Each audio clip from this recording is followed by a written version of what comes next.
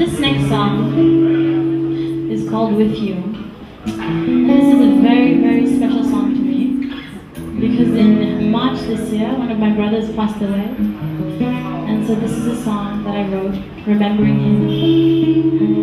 And I just felt encouraged that even in times of grief, you can rely on somebody.